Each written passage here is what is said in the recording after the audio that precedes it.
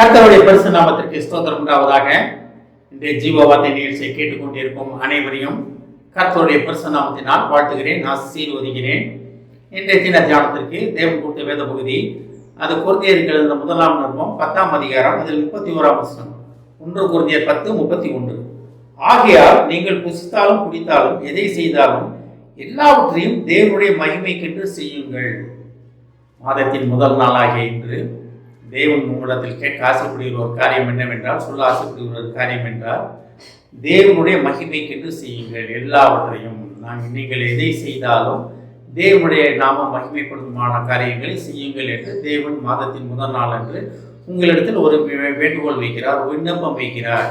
இப்போ தேவனே நம்மகிட்ட கேட்குறாரு, எப்பா நீ எதை செஞ்சாலும் ஏன் நாம மகிமைப்படுத்தும்பா அப்படின்னு தேவன் நம்ம இடத்தில் கேட்டுக்கொண்டிருக்கிறார். நம்ம தேவன் எதுலையுமே கட்டளை இடுகிற தேவன் கிடையாது, இது செய்தே ஆக வேண்டும் என்று சொல்லுகிற தேவன் கிடையாது. அவருக்கு இரக்கம் உள்ள தேவன், அவரு இஷ்டம்னா செய்யுங்கப்பா அப்படின்ற ஒரு தேவன். அதனால தான் ஒரு வேண்டுகோளாக நம்ம இடத்தில் வைக்கிறார். என்ன சொல்ற வேண்டுகோள் பாருங்க, நீங்கள் புசித்தாலும் குடித்தாலும் எதை செய்தாலும். 3 காரியம், புசிக்கிறது, குடிக்கிறது அப்படின்றது. அதான் எதை செய்தாலும், என்ன காரியத்தை செய்தாலும். ஒன்று சாப்பாடும் குடிக்கிறது மட்டும் கிடையாது, மிச்ச வேற எந்த காரியங்கள் செய்தாலும் அதில் தேவநாமம் மகிமைப்பட வேண்டும், தேவநாமம் தூஷிக்கப்படக்கூடாது. இப்போ நம்ம எதுக்கே இருக்கிறோம்? நேற்று தினம் பார்த்தது மாதிரி நீதி கடிமைகளாக இருந்தோம்னா தேவநாமத்துக்கு மகிமையான காரியங்களை நம்ம கட்டாயம் ஈடுபடுவோம்.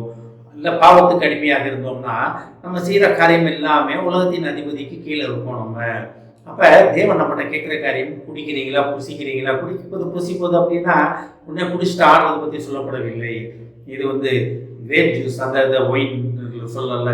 இதில் வேறு விதமான குடிப்பது. அது நீங்கள் என்ன சாப்பிட்டாலும் அளவுக்கு மீறி சாப்பிட்றீங்களா, அளவுக்கு மீறி இந்த டீ காஃபி இதுனாலும் சரி, அது அளவுக்கு மீறி போகிறதா, எந்த செய்தாலும் சரி நம்ம அளவுக்கு மீறி ஓரளவு பெரு வயிற்றுக்காரனாக இருக்காது, பெருந்தீனிக்காரனாக இருக்காது.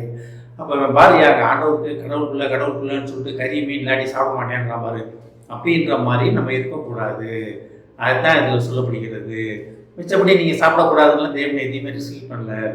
ஆனாலும் எல்லாத்துக்கும் ஒரு அளவு உண்டு, அந்த அளவோடு இருக்க வேண்டும். அந்த எதுவுமே தேவநாம மகிமைப்பட வேண்டும் நமது மூலமாக. அப்போ எதை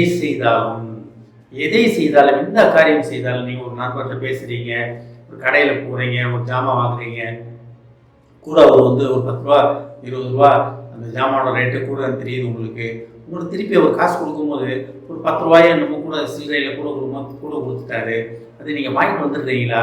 இல்லை சார் நீங்கள் கொஞ்சம் கூட கொடுத்துட்டீங்க அப்படின்னு போகிறோமா? இல்லை ஏமாற்றி வாங்கிட்டான்ல, அவன் ஏமாந்துட்டான், பரவாயில்லன்னு கையில் கொடுக்குறோமா? அதுதான் தேவநாம மகிமைப்பட வேண்டிய இடங்கள். அது இல்லைங்க, நீங்கள் கூட கொடுத்தீங்கன்னு வச்சுக்கிங்களேன், அங்கே தேவநாம மகிமைப்படும். அது உங்களை அவங்க பிரியாள் நினைக்கிறாங்களோ இல்லையா, மாதிரி ஏமாளி கொடுத்துட்டு போயிட்டா அப்படின்னு நினச்சாலும் அதை பற்றி நீங்கள் கவலைப்படாதீங்க. உங்களை ஜட்ஜ் பண்ணிக்கிற, உங்களை நியாயத்திருக்கிற தேவன் ஒருவர் உண்டு. அப்போ நம்ம செய்கிற காரியங்கள் எதை செய்தாலும் எல்லாவற்றையும் தேவனுடைய மகிமைக்கென்று செய்ய வேண்டும். அப்போ நம்ம வாயின் வார்த்தைகள் சரி, நம்ம காரியங்கள் சரி, நம்ம பேசுகிற சரி, நம்ம பார்வைகள் சரி, நம்ம அடுத்தவங்களோட பழகிற பழக்கம் சரி, குடும்பத்தாரோட பழகிற பழக்கம் சரி, நண்பர்கிட்ட பழகிறது சரி, வேலை பார்க்கும் இடத்துல இருக்க சரி, நம்ம கீழே இருக்கவங்களுக்கு சரி, மேலே இருக்கவங்களும் சரி, யார்கிட்ட என்ன மாதிரி நம்ம நடந்தாலும் அதன் மூலமாக தேவநாம மகிமைப்படுகிறதா? இல்லை அடுத்தவனை ஏமாற்றி நம்மாடு போயிட்டே இருப்பான், அவன் எக்கடிக்கிட்டு போனால் எனக்கு என்ன, நான் நல்லா இருக்கும் அப்படின்னு போகிறோமா? இப்போ தேவன் நாம மகிமைப்படா, தேவநாமம் தூஷிக்கப்படும். உங்களோட நல்லா தான் பேசுவாங்க, ஆனால் உங்களை பற்றி நல்லா தெரிஞ்சுக்கிட்டு வெளியே போய் பேசுவாங்க. கிறிஸ்துவன் சொன்னால் என் பண்ணுறதெல்லாம் தப்பியா, பண்ணுறதெல்லாம் திட்டணும், ஆனால் ரொம்ப நல்லவனா நடிப்பான் அப்படிம்பாங்க. அந்த மாதிரி இருக்கிறோமா? இதை கேட்டுக்கொண்டு தேவ பிள்ளைகளே, மாதத்தின் முதல் நாளாகிய இன்று தேவன் உங்கள்கிட்ட கேட்க ஆசைப்படுகிற, சொல்ல ஆசைப்படுகிற, உங்கள்கிட்ட வைக்கிற ஒரு விண்ணப்பம் என்னவென்றாலும், எதை செய்தாலும் எல்லாவற்றையும் தேவனுடைய மகிமைக்கென்று செய்யுங்கள். நம்ம முடிவெடுப்போமா? இதே தினத்திலிருந்து நான் எதை செய்தாலும் தேவனுடைய நாம மகிமைக்கென்று தான் நான் செய்வேன்னு அந்த முடிவை கனப்படுத்த தேவன் வல்லவராக இருக்கிறார். ஆமென். ஜெபிப்போம். எங்களை அதிகமாக நேசிக்கும் அன்பின் பரலோக பிதாவே, எதை செய்தாலும் தேவனுடைய நாமத்தின் மகிமைக்காக செய்யுங்கள் என்று நீர் எங்களை அழைப்பதற்காக நன்றியாகவே. ஏஸ்தாமே, நாங்கள் எந்த காரியத்தில் ஈடுபட்டாலும், நாங்கள் எந்த காரியத்தை செய்தாலும், நாங்கள் எங்கு சென்றாலும் தவணை நாமத்துக்கு மகிமையான காரியங்களில் மட்டும் ஈடுபட எங்களை அழைப்பதற்காக நன்றியாகவே.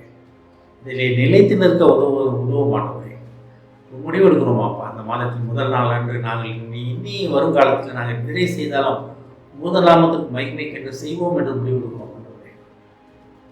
எடுத்த முடிவிலே நிலைத்த நிற்க நீர் எங்களுக்கு உதவும் அப்பா. இதை கேட்டுக்கொண்டு ஒவ்வொருவரையும் ஆசீர்வதிக்கிறோம் அப்பா. ஒவ்வொரு குடும்பத்தையும் ஆசீர்வதிக்கிறோம் ஆண்டவரே. குடும்பத்தில் படித்து இந்த எக்ஸாமுக்காக தயாராகி கொண்டு பிள்ளைகளும் முதுகத்தை தெரிகிறோம் அப்பா.